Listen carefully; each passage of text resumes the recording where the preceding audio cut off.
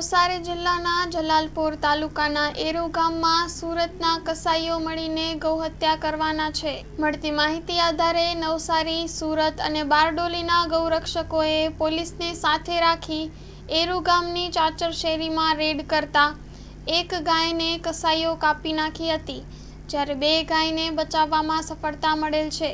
સ્થળ પરથી એક વ્હાઇટ કલરની સ્વિફ્ટ ગાડી પોલીસે જમા કરી લીધેલ છે અને આરોપી રાતના અંધારાનો લાભ લઈ ભાગી છૂટવામાં સફળ રહ્યા છે।